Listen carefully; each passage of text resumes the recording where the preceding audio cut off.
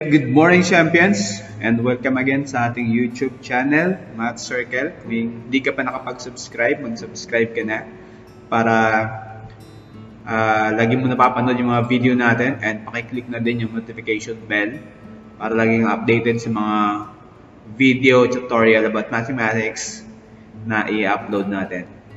Right, so ang lesson natin sa video na to na pag-aaralan is about special products. Okay? So that is special products. Okay? So bakit siya tinawag na special products? Kasi sa special products na to, kaya lang siya naging special kasi meron siyang characteristic or application na sa kanya lang pwede. Di ba kaya natin natawag na special yung isang bagay? Kasi meron siyang something unique. Alright? So, special products, yun yung ating pag-aaralan ngayong sa video na to. Right? So, this is all about polynomials pa din. And we are going to apply the laws of exponents na pinag-aralan natin sa mga previous video. So, the first one, or the first special products that we're going to discuss in this video is about the square of a binomial. Again, the square of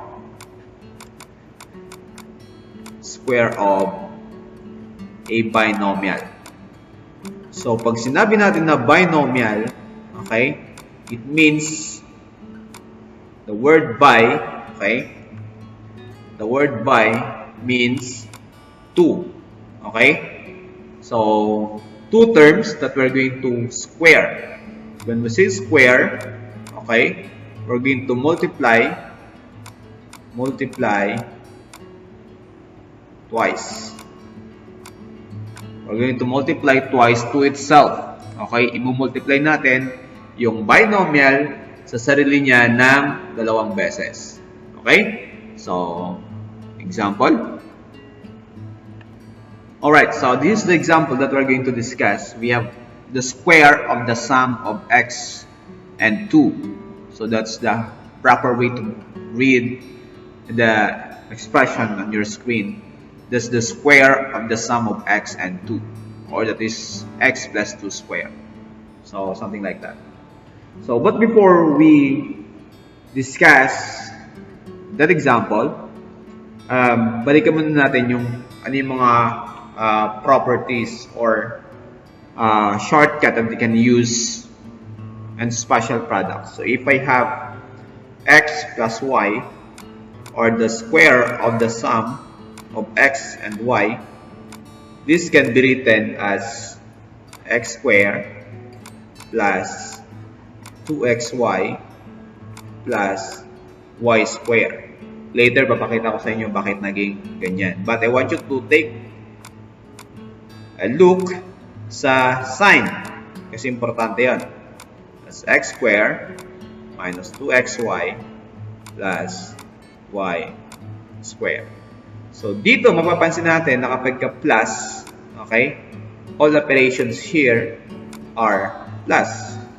And when the operation is minus, the middle term is minus. Okay?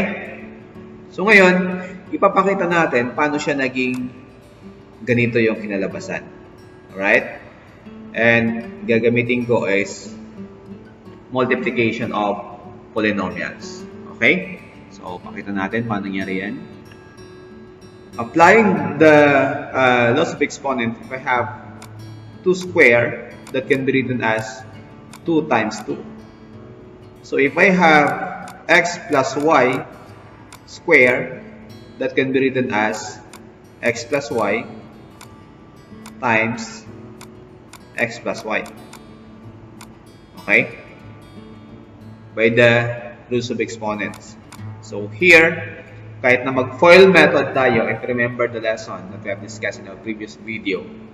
So, gagamitin ko is distributive method na lang. So, x times x, I have x squared.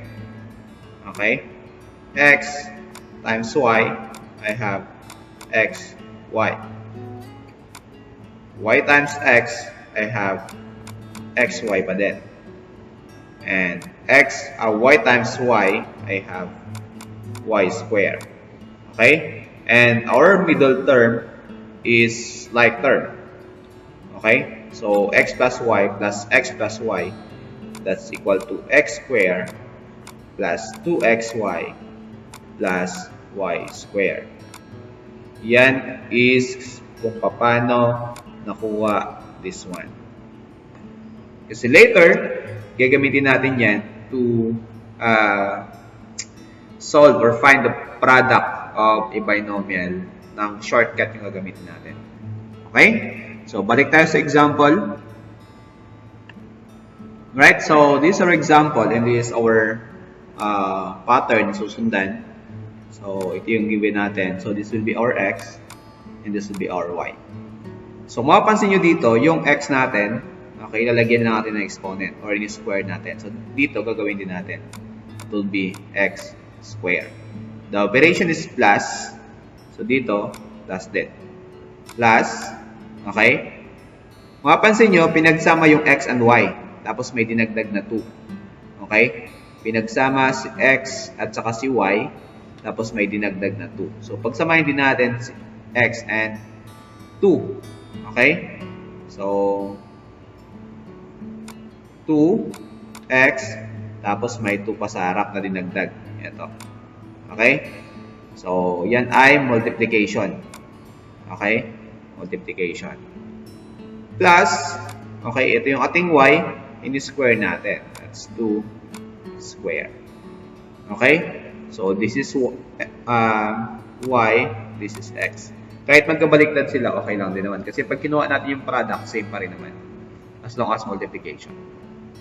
Okay? So, this will give us x square plus 2 times 2, we have 4x plus 4. And this will give us the product of this binomial. Okay? So, that's the short, another way to solve. Now, this time I'm going to show you the shortcut to find the special product of a certain binomial. Alright? So, I'm going to use same example. Okay? That's x plus 2 squared. I have x plus 2 squared. I'm going to use same example. Right? So, what I'm going to do first is to square the first one. So, that's x squared. Eto, kinopya ko lang tapos square. Plus, okay? So, that's 2 times x, okay? 2 times x, then times 2. So, 2 times x is 2x times 2. That will give us 4x. And then square the last term. So, that will give us 2 squared. So, that will be x squared plus 4x plus 4. And we have the same answer sa process na ginawa natin dito. Okay? So, that's our first example. Right, so the next example is the square of the difference of 4 and 3x and the product of 3 and x. Okay, the square of the difference of 4 and the product of 3 and x. So, applying the shortcut method, okay, I'm going to square the first one, right? That's 4 square. The operation is minus, so therefore I'm gonna write here minus, okay? Then write 2, okay? Times, yung 2, constant yan. Laging nandyan yan kapag shortcut gamitin natin. Times 4, okay? Times 3x. Right? Then, pag minus yung ating operation, the last term will be, what you call this? The last term will be positive or plus. So, 3 squared. 3x squared. So, this is our y. This is our x. This is our xy. And this is our y squared. Okay? So, let's simplify. This 4 squared will give us 16. That means 4 times 4. Then 2 times 4 is 8. Times 3 is 24. X or x plus, okay, that's 3 square or 3 times 3, that will give us 9, and then x times x will give us x squared. So in writing polynomial, the standard form is to write from the highest exponent unto the smallest exponent. So here, ang mauuna dito is this one. That will give us 9x squared minus 24x plus 16. And that will be our final answer. Alright? So another example. Okay, so this is now our example for special product pa din. So this is now in rational form or fraction. But we will apply pa din yung ating method. Okay? So isa-isahin natin to give us the first term. This is our x, this is our y. Okay? So that will give us x over 2 square minus yung 2 na constant, then x over 2 times y over 4, okay, plus the last term or the square of the last term. Okay, so this will give us x square will give us x square over 2 square will give us 4. Okay, minus, right, minus, so cancel natin to, right, cancel. So x times y will give us xy, then over 4, plus, right, plus y square will give us y square, and then 4 square will give us 16. So this is now our final answer. So madali lang. Okay? Madali lang gagawin natin. So last example. I'll give you another last example. Alright, so this is our next example, the square of the difference of 5x cubed and 4y squared. So same method gagawin natin. This is our x, this is our y. So x, we have 5x cubed, okay, square, minus 2, yung 2 laging kasama dyan, times our x, 5x cubed, times our y, 4y square, and then plus the square of the last term, 4y square, then square. Okay? So this is 5 square, that is 5 times 5, will give us 25. X, 6, that's 2 times 3. Okay? Minus 2 times 5 is 10 times 4 is 40. Tapos kopyahin lang natin yung variable at saka exponent. Y square. Plus, that's 4 square will give us 16. Then y2, the 4th. So, yan yung ating solution. Right? So, madali lang. Okay? Right, so the next special products that we're going to discuss in this video is about product of sum and difference. So, sum and difference of two terms. So, madali lang tong lesson na to. So, if you have the sum or the product of the sum and difference, gagawin lang natin is just to multiply the first term and the last term. Okay? It will give us x times x will give us x squared. And the operation is always minus. So, y times y will give us y squared. Same with this one. So, x squared minus y squared. Okay, so as simple as that. I'll give you an example. If I have 4x plus 3, okay, times 4x minus 3. So this is only applicable if the terms are the same except of the operation. Okay, so multiply the first term. 4 times 4x will give us 16x squared, and then the last term will give us minus 9. So, simple as that. Now, paano siya nangyari? Okay? So, papakita ko sa inyo kung bakit ganun yung naging sagot. Okay, so if I have x times x, so let's apply the distributive of either the FOIL method. Okay lang naman. So, x times x will give us x squared plus x times y will give us xy. Negative y times x will give us negative xy. Then negative y times y will give us negative y squared. So, xy minus xy, that is 0. Okay, so kaya siya naging x squared minus y squared. Kaya nawala yung ating middle term.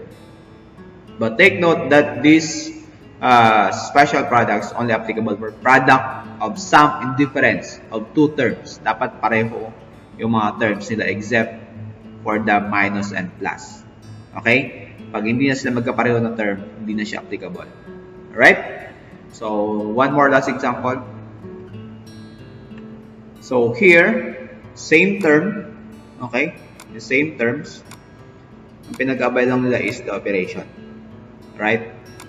So, ang gagawin natin is to multiply the first term. Okay? And multiply the last term. So, 6 times 6 will give us 36. X squared times x squared will give us x to the fourth. Y to the fourth plus y to the fourth times y to the fourth will give us y raised to 8. Minus 5 times 5 will give us 25. A squared times a squared will give us a to the fourth. B times b will give us b squared. Okay? So, as simple as that.